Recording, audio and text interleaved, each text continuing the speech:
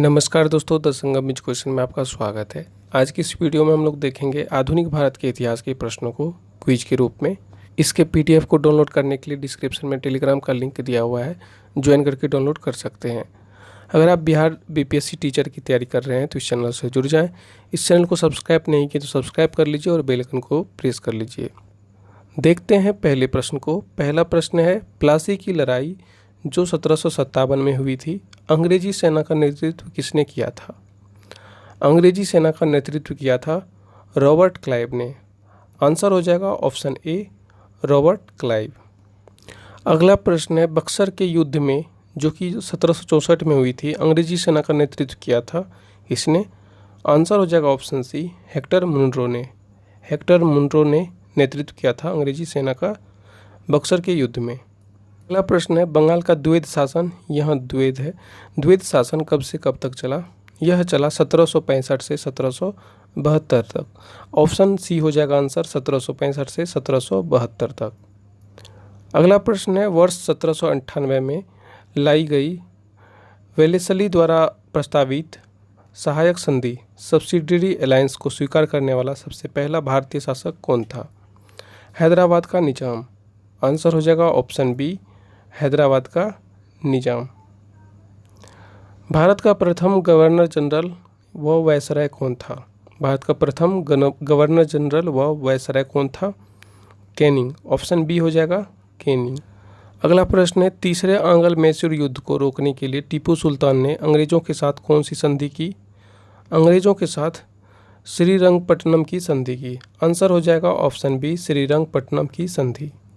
अगला प्रश्न है, राज्य क्षय, हड़प नीति या जब्ती सिद्धांत या डॉक्ट्रिन ऑफ लैप्स किसके द्वारा लागू की गई? आंसर हो जाएगा ऑप्शन डी, डलहौजी के द्वारा। अगला प्रश्न है, किस सिख गुरु ने फारसी में जफरनामा लिखा था? आंसर हो जाएगा ऑप्शन सी, गुरु गोविंद सिंह। गुरु गोविंद सिंह जी ने फारसी में जफरनामा लिखा था।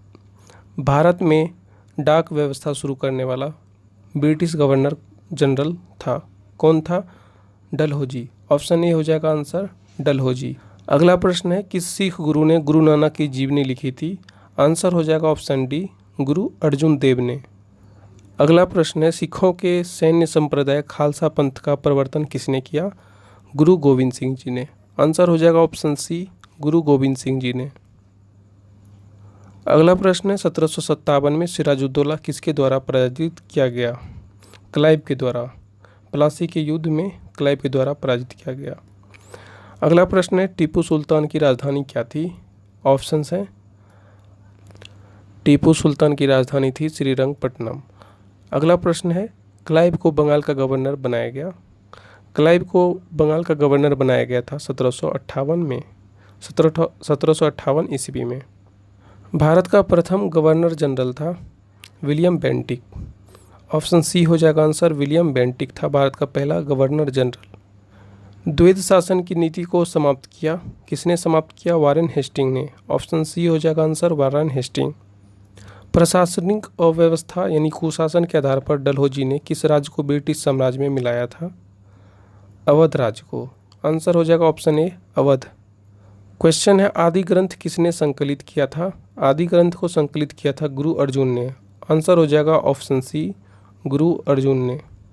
अगला प्रश्न है, भारत में निम्न वायसरायों में से किसके काल में Indian penal code, civil procedure code और क्रिमिनल प्रोसीजर कोड पारित किए गए?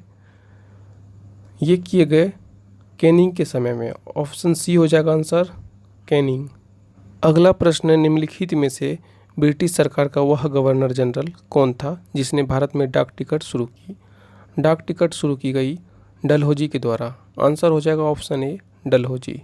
अगला प्रश्न है, सती प्रथा का अंत करने तथा ठगी को समाप्त करने का श्रेय जाता है विलियम बेंटिक को। ऑप्शन बी हो जाएगा आंसर, विलियम बेंटिक।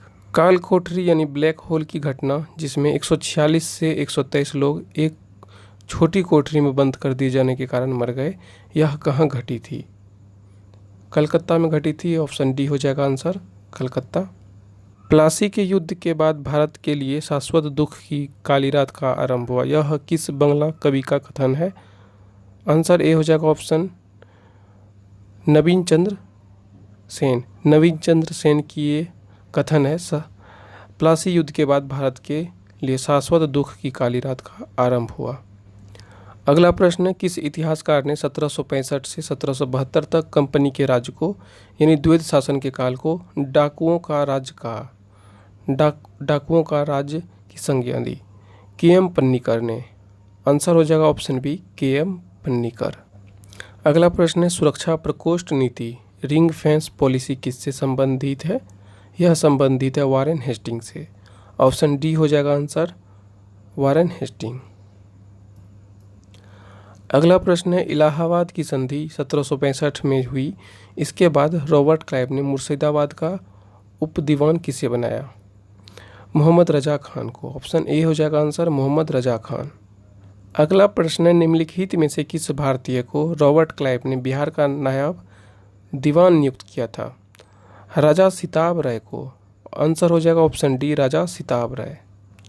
अगला प्रश्न है, रंजीत सिंह ने सुप्रसिद्ध कोहिनूर हीरा प्राप्त किया था किससे? शाह शुजा से। ऑप्शन ए हो जाएगा आंसर, शाह शुजा। अगला प्रश्न है, सबसे अधिक निर्णायक युद्ध जिसने अंग्रेजों के भारत में प्रभुत्व को संस्थापित कर दिया था वह कौन था? बक्सर का युद्ध, जो लड़ा गया था 1764 ईस्वी में। 1 नवंबर 1858 को महारानी विक्टोरिया का घोषणा पत्र इलाहाबाद में पढ़कर सुनाया था किसने? किसने सुनाया था? कैनिंग ने। आंसर हो जाएगा ऑप्शन बी, कैनिंग। किसने अपनी राजधानी मुर्शिदाबाद से मुंगेर स्थानांतरित की? मुर्शिदाबाद से मुंगेर स्थानांतरित की अपनी राजधानी को? मीर कासिम ने। आंसर हो जाएगा ऑप्शन डी, मीर कासिम। अगला प्रश्न है, बक्सर के युद्ध जो कि 1764 में हुई थी, इसके समय दिल्ली का शासक कौन था? दिल्ली का शासक था, ऑप्शन डी हो जाएगा आंसर, शाह आलम द्वितीय। शाह आलम द्वितीय। अगला प्रश्न है, किसके शासनकाल में ब्लैक होल घटना घटित हुई थी? सिराजुद्दौला के समय में घटित हुई थी। ऑप्शन सी हो जाएगा आंसर, सिराजुद्दौला। अगला प्रश्न है, किस अधिनियम के तहत वारेन हेस्टिंग्स बंगाल के प्रथम गवर्नर जनरल बनाए गए थे? 1773 का रेगुलेटिंग एक्ट के तहत बनाए गए थे वारेन हेस्टिंग्स को बंगाल के प्रथम गवर्नर जनरल। अगला प्रश्न है, किसके समय में कलकत्ता में प्रथम न्यायालय की स्थापना की गई थी? Warren Hastings. आंसर हो जाएगा option D, Warren Hastings. Bengal के किस गवर्नर जनरल के काल में पिट्स इंडिया एक्ट 1784 पारित किया गया था? Warren Hastings. आंसर हो जाएगा ऑप्शन ए, वारेन हेस्टिंग्स।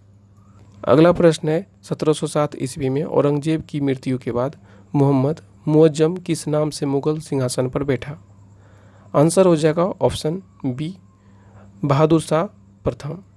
बहादुर शाह प्रथम के नाम से बैठा। अगला प्रश्न है, बहादुर शाह प्रथम की मृत्यु के बाद जहांगीर शाह मुगल सिंहासन पर आसीन हुआ, वह किसकी सहायता से सम्राट बना? जुल्फिकार खां के सहायता से। ऑप्शन ए हो जाएगा आंसर, जुल्फिकार खां। अगला प्रश्न है, फर्रुखसियर किसके सहयोग से मुगल बादशाह बना?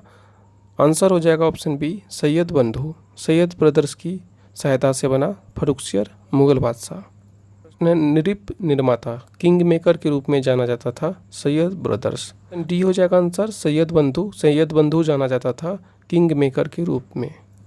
अगला प्रश्न है, किस मुगल बादशाह का मूल नाम रोशन अख्तर था?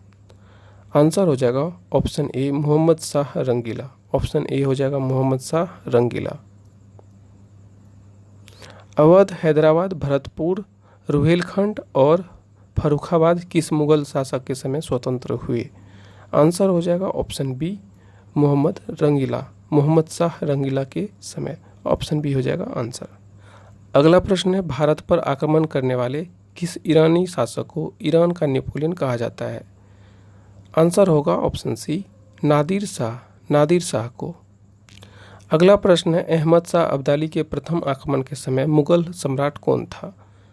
मोहम्मद शाह रंगीला। ऑप्शन ए हो जाएगा आंसर, मोहम्मद शाह रंगीला। अगला प्रश्न है, अंग्रेजों का पेंशनर बनने वाला प्रथम मुगल बादशाह था? शाह आलम द्वितीय। ऑप्शन ए हो जाएगा आंसर, शाह आलम द्वितीय। निम्नलिखित में से किसे जाटों का अफलातून यानी प्लेटो ऑफ जाट्स, जाटों का आदरणीय व विद्वान व्यक्ति कहा जाता है? आंसर हो जाएगा सूरजमल। Option C, Surajmal. किसने मुर्शिदाबाद की स्थापना की तथा उसे ढाका के स्थान पर बंगाल की राजधानी बनाई? मुर्शिद कुली जाफ़र खान। ऑप्शन ए हो जाएगा आंसर, मुर्शिद कुली जाफ़र खान।